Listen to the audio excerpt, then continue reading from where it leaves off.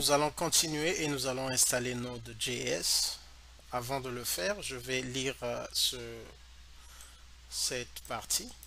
Node.js est une plateforme de développement qui met à la disposition plusieurs bibliothèques JavaScript directement sur votre machine. Ce n'est pas un serveur ni un framework, mais un applicatif permettant d'interagir par le biais du langage JavaScript et ainsi effectuer des actions en fonction des entrées et sorties détectées. Donc, Node.js, nous l'avions vu précédemment que Function est une extension de JavaScript et permet de son utilisation côté client et côté serveur. Donc, nous allons continuer.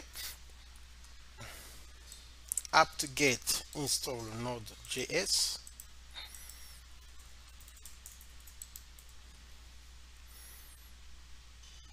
Je vais accepter. Donc, toutes ces notions, vous pouvez faire la recherche. En tant que ingénieur réseau, vous n'avez pas besoin de connaître les détails, les subtilités de ce que c'est. Mais nous, ça nous permet juste de faire la pratique, d'installer nos labs. Parce que lorsque vous irez en production, vous n'aurez pas à installer de telles choses. Mais ici, pour le tester dans le contexte d'un lab, vous êtes obligé de le faire. Donc, c'est juste pour expliquer ça ainsi.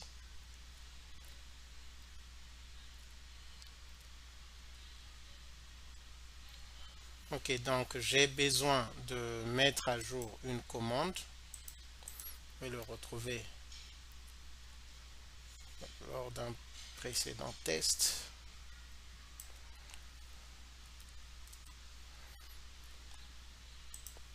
Donc voilà pourquoi il est très important de noter, de prendre des notes sur Notepad. Ici, là, je vais mettre l'adresse IP du serveur. Et nous avions dit que l'adresse IP du serveur, c'est le 183, celui qui se termine par 183.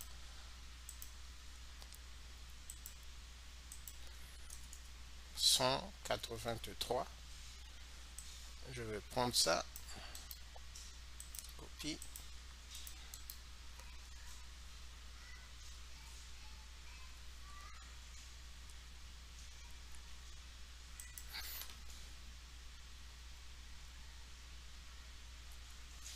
Excusez. Et donc la commande ne pouvait pas être acceptée. J'ai vérifié, donc il manquait ces éléments entre l'adresse IP. Donc j'ai complété et vous pouvez voir que là, il y a maintenant la commande a été acceptée.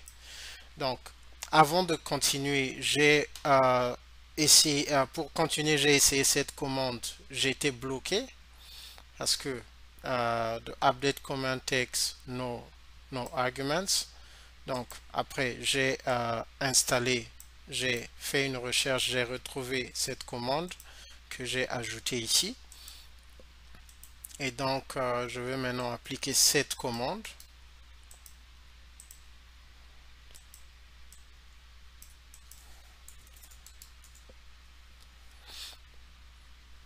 Et donc vous voyez que ça fonctionne. Pendant que cette commande est en train d'être appliquée, j'aimerais préciser quelque chose parce que entre temps j'ai fait une modification.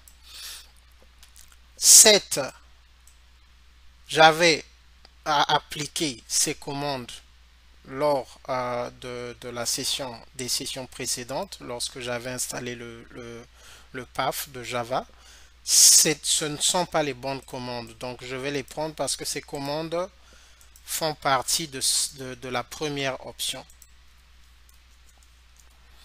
Donc ce que j'ai fait, je vais prendre ça, excusez, code. Donc ces commandes font partie de la première option.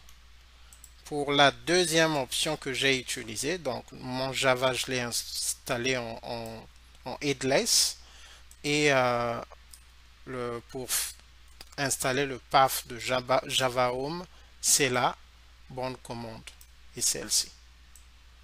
Parce que si vous continuez avec celle-ci, mais ok, donc pour faire clair, le, le Java que j'ai installé, c'est celui-ci et j'avais pris le path de cette installation. Donc, pour Java, considérez seulement ces commandes.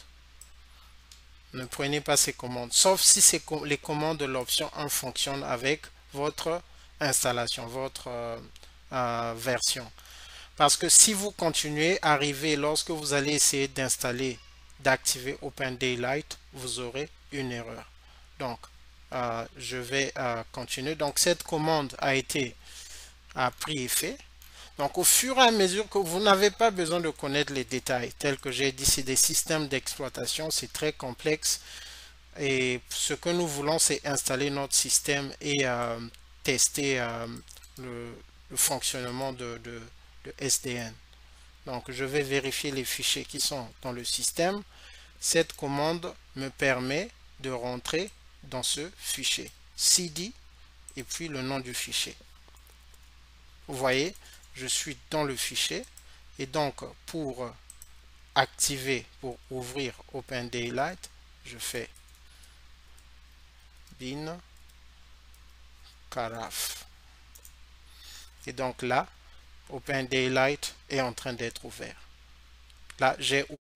Et donc, avant de passer à la prochaine session, j'ai trouvé que c'est important pour moi de revenir vers le haut et de faire défiler les étapes. Parce que ce que j'ai fait lorsque j'avais reçu l'erreur sur le Java Home, la commande Java Home que j'avais mal placée, j'avais redémarré. J'ai enlevé les Docker containers et j'ai réinstallé. Cela me permet simplement, c'est comme si on vous demande d'effacer un disque ou d'effacer d'effacer la configuration d'un routeur. Réinstaller, donc j'ai encore pris, j'ai mis sur l'espace et j'ai activé DHCP. Donc j'avais repris la configuration depuis le départ. Et donc après j'ai cette commande, c'est bon, toutes ces commandes. Là, je le fais juste pour vous donner que ça soit plus clair encore. Donc après les software properties, j'ai installé SSH, là il n'y a pas de souci. Après j'ai installé Java, donc non pas la première option, mais la deuxième option. Je laisse la première option parce que ça pourra marcher pour certains. Donc voilà, donc je n'ai pas installé cette option. J'ai installé la deuxième option et donc les commandes de son path sont là. Le Java Home. Et après, j'ai continué. Donc ici, là, vous pouvez partir sur le site de Open Daylight. Mais aussi ici, j'aimerais préciser que pour ODL et OFM, il est recommandé d'utiliser cette version, la version Lithium 0.3.0. La procédure jusqu'à cette étape est la même si vous voulez tester d'autres applications. Pourquoi je le dis? Parce que quand vous partez sur le site de Cisco, il y a beaucoup d'applications que vous pouvez tester.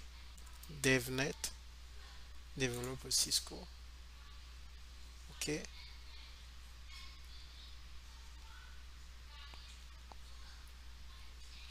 Et l'accès à ce site est gratuit. Donc, il n'y a pas, il n'y a pas de frais à payer.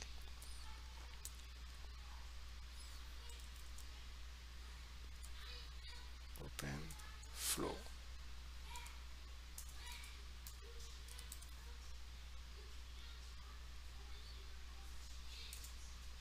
Et donc, vous voyez là, il y a beaucoup de labs. Ce que je fais, je suis certains labs ici, puis après, je reclasse les commandes. Donc, certaines commandes vont vous emmener à installer des features et après, vous pouvez les réajuster. Donc, arrivé ici, pour installer ODL, je vous recommande d'utiliser cette version, Lithium 3.0. Et puis, vous dézippez. euh, et puis après, vous installez Node.js. Ici aussi, les étapes sont les mêmes. Apt, vous faites le git. Et puis ici, c'est tel que j'avais dit, il y avait une erreur. J'ai réajusté. Donc, on voyait que j'avais réajusté mon adresse IP. J'ai aussi réajusté cette commande. Après, vous appliquez cette commande et puis c'est npm.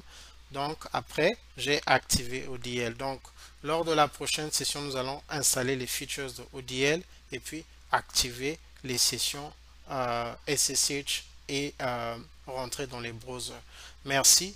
Nous nous retrouvons lors de la prochaine session.